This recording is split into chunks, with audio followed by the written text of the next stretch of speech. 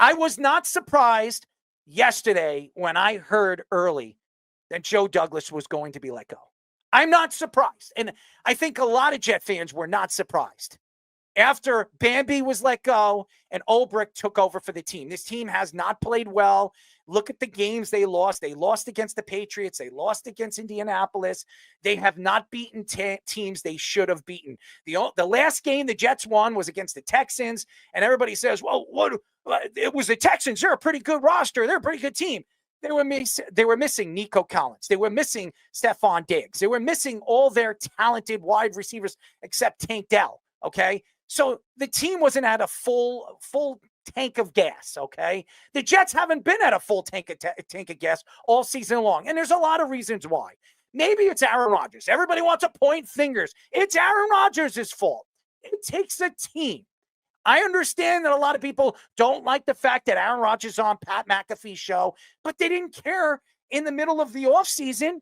Nobody cared that Aaron Rodgers was on Pat McAfee's show speaking about the Jets, how good they're going to be this year, the acquisitions that they made, all the different things you heard on Pat McAfee's show early in the offseason. Everybody was all in on Aaron Rodgers because he was 100% healthy. He only played one game. Actually, he played 4 plays in his first year as a New York Jet, and he missed the whole season tearing his Achilles, trying to come back. And Aaron Rodgers might not be at the same pace he was before he tore his Achilles. A lot of people thought that was going to happen. When you are a 40-year-old man and you tear your Achilles, you're never the same. But Aaron Rodgers has been absolutely depleted as a player, okay? It's not even his ankle, his Achilles, or his knees. No, it's his upper body. Aaron Rodgers has not been accurate all season long. It seems like he's lost the pace of the game. He's completely lost everything. And I don't know what is going on in that locker room. There should be some things coming out of the locker room that people are hearing, the press is hearing, because it's known for the Jets, the clown organization that they are. Things come out and everybody speaks. Coaches speak. We've seen it on the Rex Ryan staff. We've seen it for years. Every single time a coach is let go, somebody speaks. Bambi spoke after he got let go. He said some interesting things about the New York Jets. But nevertheless, nobody else has spoken, not even some of the players, which I guess they're keeping it in-house. But this offensive line has been absolutely putrid. We thought that this offensive line, with Tittman now playing center all season long, he's been an absolute failure. We spoke about this on Monday. The corner tackle positions in Smith, thinking that it was an upgrade, bringing a veteran in who actually played 13 games last year. This year, he has not been good. He looks old. Morgan Moses can't stay healthy. And then you look at the guard positions. Elijah Vera-Tucker, who's finally healthy after 2 seasons, back-to-back seasons, tearing his pec, tearing his Achilles. You thought, hey, you know what? We're going to have a whole full season of Elijah Vera-Tucker. Well, he's only missed 1 game, and he hasn't been as good. Maybe tearing his Achilles has affected him. Nevertheless, the New York Jets offensive line has been absolutely terrible. And the secondary of the Jets, which has been their strength for a very, very long time, even when Darrelle Revis was there and Antonio Cromartie was there, this was their strength of their defense. They're not getting enough of it. Teams are attacking Sauce Gardner. Teams are attacking guys like Michael Carter, who just got his $30-something million contract in the offseason. And then everybody's talking about this Joe Douglas. Well, obviously Woody Johnson deciding to part ways with him. He wanted to part ways against the Broncos. Maybe so, but it's not all Joe Douglas's fault either, because before the season started, everybody loved this roster. Everybody loved the acquisitions. Everybody loved the Davante Adams trade. Now, all of a sudden, that Davante Adams is here, and he has not played as well as people thought he was going to, and helping Garrett Wilson out. Garrett Wilson is a hot and cold player. He is a hot and cold player. Everybody looks at the numbers, but now I'm a numbers guy. I love looking at the numbers. But guess what? If you look at Garrett Wilson's numbers all season long, they're up and down. They're up and down. And Breece Hall is one of the most overrated players in New York Jets history. Yeah, you heard it from me. I remember going into the season, everybody saying that Breece Hall was going to be a top 3 running back in the league. He's made more mistakes catching and carrying the ball than any Jets running back has over the last 5 years. He's made a tremendous amount of mistakes. And this kid Allen, I want to see more of him on the field.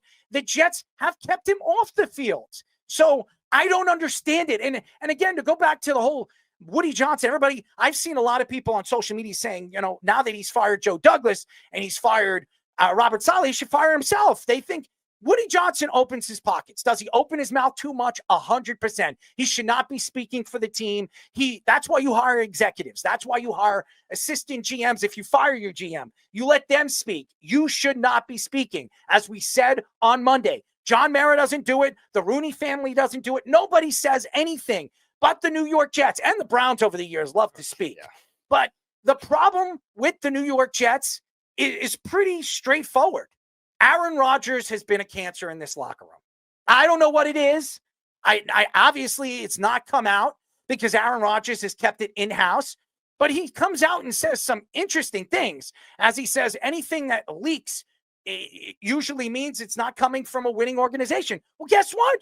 You're not a winning organization. Like I said on Monday, this is the worst 3-8 football team in NFL history. They're really, really bad with the talent that they have. It's a tremendous amount of talent. Yes, they lost one of their best defensive players early in the season. McDonald looks like he's a player. And then you made a trade in the offseason to bring Hassan Reddick in. He's made the Jets an absolute mockery. He's still making the Jets an absolute mockery. He's not showing up to games. He looks like he doesn't even want to be on the field with this team. And then again, these overpaid players, Quentin Williams, you would expect Quentin Williams actually show up week by week. There are games that Quentin Williams looks good, and there are games that he absolutely disappears. And we bring up Dexter Lawrence because that, to me, says a lot about the position. 2 years ago, everybody was probably saying that Quentin Williams was better than Dexter Lawrence. I do not believe Quentin Williams is even in the same realm as Dexter Lawrence now. Dexter Lawrence is on a whole nother level. He just got paid. Quentin Williams got paid for in a year ago, and he's not producing. We've seen this with Jets defensive players.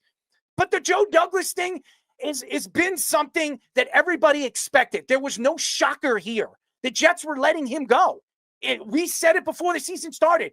This was a mistake, bringing this coaching staff back. I did not think Robert Saleh was the answer. I've been saying that for the last year and a half. And I knew after week 4, Robert Saleh was gone. And then you bring in Ulbrich, and I know you're not going to go after and bring a coach in the middle of the season. Nobody is going to take the job. I just don't think Ulbrich's the answer either. I never thought he was going to be the answer of this team or this organization, even if he won. Antonio Pierce won that job after having 8 games to really prove himself over there with the Raiders. Ulbrich could have won 8 or 9 games with the Jet team. He was never getting this job. Joe Douglas was never coming back. And Davante Adams coming out, and it seems like it's the old Packers. It seems like it's the Packers. Davante Adams says something. Aaron Rodgers says something. It seems like they're the ones speaking and nobody else is. And Sauce, for a guy that was all over social media all offseason, speaking so highly of this team, where are you right now on social media right now? Where are you?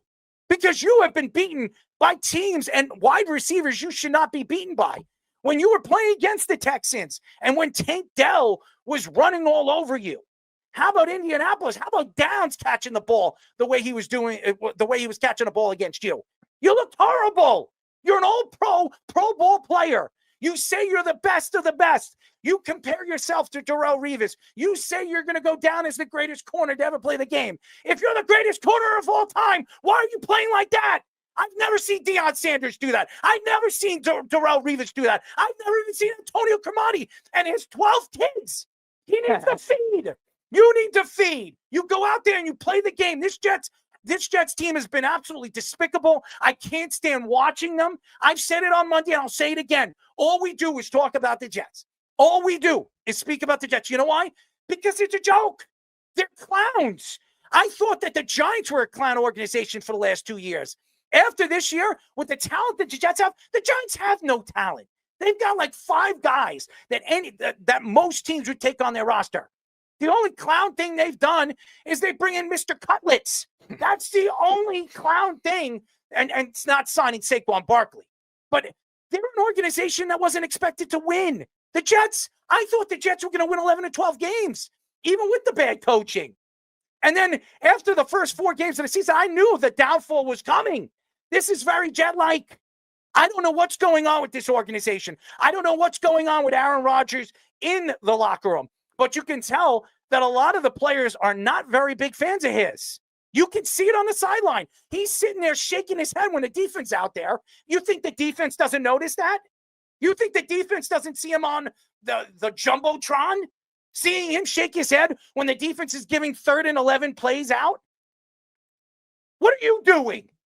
What are you doing offensively? If you look at his numbers right now, and again, this is not Aaron Rodgers-esque. 2,442 yards. He's played in how many games? 11 games? 11 games. 17 touchdowns and 7 interceptions. That's more than any Jet quarterback has had in a long time. I'm not going to lie, to touchdown to interception ratio. There's no question. But this is a guy, career was 103 quarterback rating. Do you know what his quarterback rating is this year? 88.9.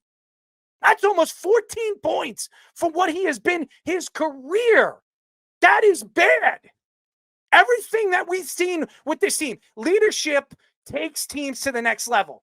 C.J. Stroud, a rookie last year, took his team to another level because his team trusted him, believed in him. Even Joe Flacco, when he came in last year, was it with the Browns? What did he do with the Browns last year? The team trusted him. He was a leader. He's gone far in the playoffs. He's won a Super Bowl. They trusted him, and he took them all the way to the playoffs. Aaron Rodgers has won a Super Bowl. He speaks the game. He speaks it. The reason why Joe Douglas got fired was Aaron Rodgers. The reason why Bambi Salah got fired was Aaron Rodgers, because every single thing Aaron Rodgers wanted this year, he got. Every single thing. He wanted a veteran left tackle. He got one in Smith. He wanted a veteran wide receiver to come and play with him, one of his favorite players, Devontae Adams. They made a trade and gave up a 3rd-round draft pick. He wanted another pass rusher in Hassan Reddick. He okayed it for the New York Jets. Every single player, every single piece the Jets brought in the offseason, all season long, and throughout the season, it was all Aaron Rodgers-esque. They would have never done that if Aaron Rodgers wasn't there. It's just absolute. Joe Douglas don't give away draft picks. No. He don't give it away. Go look at that. Go look at the 5 years he's been here. Go look at it. The 5 years he's been here, he doesn't give away top 4-round draft picks in the middle of the season. He don't do it. He don't do that. He was reaching because he was trying to oblige Aaron friggin' Rodgers. And I love Aaron Rodgers, but you know what? He's done. If he comes back next year, this team is going to be completely fall flat on their face. This team needs to restructure itself. You need to bring in a coach that actually knows what he's doing and a GM that has won before. We touched on this a couple of weeks ago, and we said it's got to be a yard sale at this point. And you go back and how, Errol, you brought it up from the start, like everything starts up here and then it just progressively goes down. When you have Woody Johnson literally meeting after every game with the coordinators and head coaches and everything right after the game, when they haven't even had time to digest, look at film, do everything, like, oh, yeah, he said he's taking a more hands-on approach. Like, hands-on approach, and you buy a damn big diamond necklace that says Woody and the Jets. Like, and then to go and say, he goes, oh, I think this is one of the best rosters I put together since my ownership in 25 years. I don't know if he truly genuinely believes that, because nobody else does. And I mean, what's it been, 13 years since the playoffs? I don't really think there's any way you can bring Rodgers back. I don't see anything that it benefits. Obviously, you're going to have to move and shake with the $75 million, but based upon what it is and what we've seen, he's kind of dictated it. And it's literally, you've seen what happened. He doesn't have control, and he's like a winning organization. Well, okay, really? I don't know what you've been watching, but I don't think it's this product that you put on the field.